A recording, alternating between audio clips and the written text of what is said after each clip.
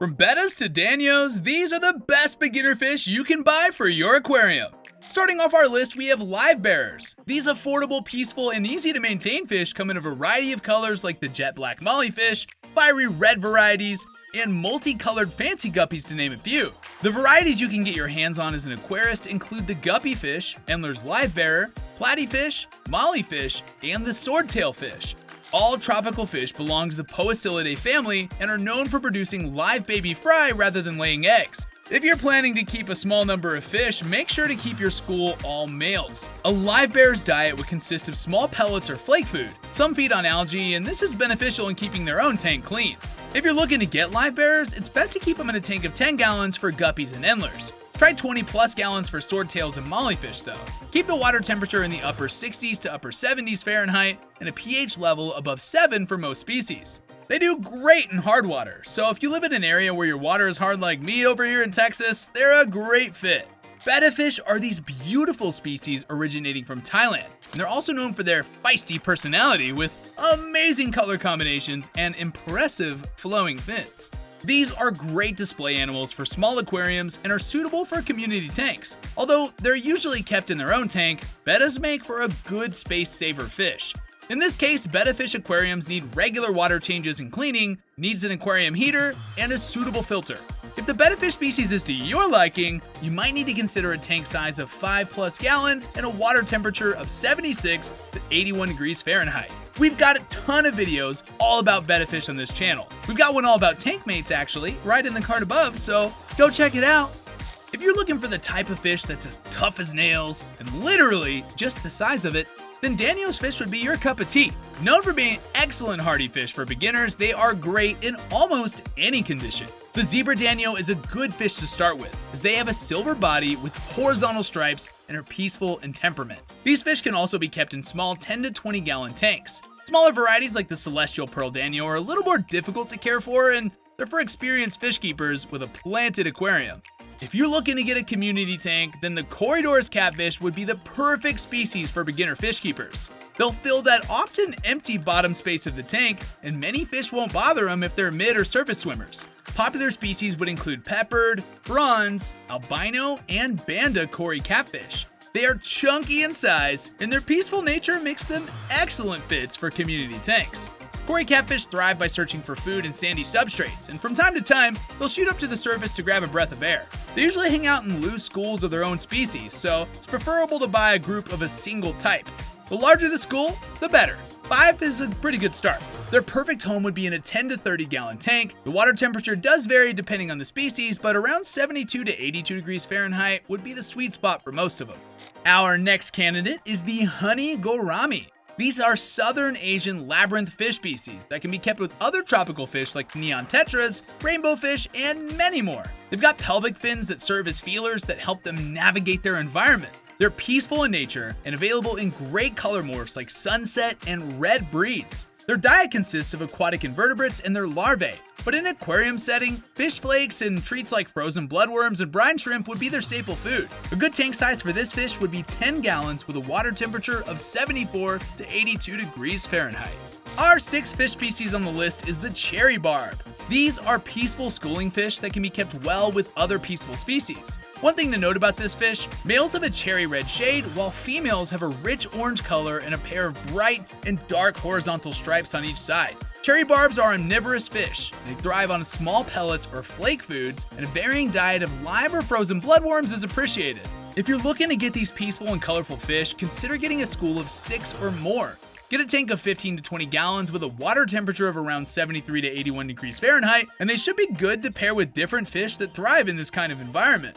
The black neon tetra is known as one of the hardiest tetra species. These peaceful mid-water swimming fish pair well with other schooling fish and bottom dwellers like gory catfish and the bristlenose pleco. A 15 to 20 gallon tank is perfect for the South American black neon tetra species. They work best with their own kind, so it's best to keep a school of at least 6 fish. They're a great alternative if you like neons but prefer a more beginner-friendly breed. If you're a fan of small, adorable fish species, look no further. Small pleco fish species is your go-to. The bristlenose and clown pleco are the recommended breeds for most beginners. Don't let their unique appearance fool you. These are peaceful, introverted fish species, though they can get territorial towards their own kind. So unless you're getting a large tank, it's best to keep one small pleco in your aquarium. Small plecos are herbivores and do a great job in cleaning algae in the aquarium, but it's also good to provide driftwood for them to graze on. They also eat plant food like cucumber, zucchini, and sinking algae wafers, and gel foods. Consider this fish if you're looking for a 20 to 30 gallon tank. And for small tanks, try an otosinkless instead. Next on our list is the Kuhli Loach. These peaceful bottom dwellers are small in size and considered to be nocturnal fish. The hobby species are the black Kuhli Loach with a chocolate brown shade, and the regular banded Kuhli Loach, which is definitely one of the most attractive species you can find. Kuhlis are good schooling fish, and since they're bottom feeders, they bury under rocks and driftwood or tunnel into the sandy substrate, but they come out to search for food in sinking pellets and tablets when they smell food in the water. It's good to keep a school of 5 of the same kind of Kuhli fish. A good 20-gallon tank is a great size if you're considering getting them. The last fish species on this list is the Kribensis cichlid. This is a dwarf cichlid hailing from the West African rivers. These colorful, hardy fish thrive on almost any water condition. This fish is good for community setups and breeding projects. The Kribensis species easily reproduce, but are aggressive during the breeding season. Males and females are similar in appearance, although females tend to be shorter and plumper. Males have a more streamlined body shape and longer pointed caudal, anal, and dorsal fins. This type of fish is adaptive and easy to take care of. They can thrive on commercial foods like pellets and flakes too. It's best to keep them in a 20-gallon tank as they easily reproduce. If you're considering tank mates, don't add any unless you get a 20-gallon long or bigger because they get territorial and will claim a 2-foot by foot footprint when breeding. So, that's the fish to consider, but what about the ones to avoid? Here are some species you need to avoid if you're just starting out as a fish keeper. First, tank busters. As they mature, certain fish species such as common plecos, red-tailed catfish, bala sharks, clown loaches, and tinfoil barbs can outgrow their tanks. Next up is aggressive species. While prized for their aggressive behaviors, certain aquarium fish like Chinese algae eaters, red-tailed and rainbow sharks, jaguar cichlids, and red devil cichlids are typically not recommended for novice aquarists.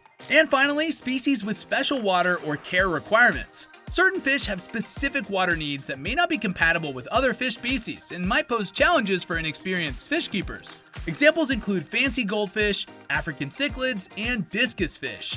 We've considered a lot of things when making this list. If you want to explore more fish species, there are some criteria that we consider to determine the perfect fish for beginners. First, hardiness. Hardiness is a good thing to look for in a fish species, especially for beginner fish keepers, as they need to survive almost any given conditions, even underfeeding or overfeeding. Hardiness basically means that these type of fish species are much harder to kill. Next up is diet. Diet is crucial, so looking for specific foods for certain species may prove difficult for beginner fish keepers. Most of the fish on this list will thrive on pellets, flakes, and algae, which also makes cleaning a tank much easier. And then we have size. Size is not so much about how difficult it is to take care of a bigger or smaller fish, but smaller fishes would require much smaller tanks ranging from 15 to 30 gallons, which are generally more affordable. And next up, temperament. Peaceful but confident fish species tend to have a much easier time getting along with other fish. Aggressive and shy fish might require a more experienced hand. And finally, adaptability. Some fish may not be able to thrive in certain environments and may require specific parameters in their abode. These fish on this list are easy to care for and housed in most common conditions. So, it's best to start with an adaptable species that can thrive in an average home aquarium. Before purchasing your initial fish, take the opportunity to familiarize yourself with the following fundamental principles. Here it is, folks. First up is water parameters. It is so important to assess your water hardness and pH levels prior to getting your first fish. This allows you to select fish species naturally suited to your specific water conditions. Next up is the nitrogen cycle. In a cycled aquarium, specialized bacteria process excess nutrients from fish waste and leftover food. Understanding this cycle enhances your knowledge as a fish keeper and aids in maintaining a healthy aquarium environment. We have a whole video about fishless cycling you can totally check out. Check it out in the card above for more info.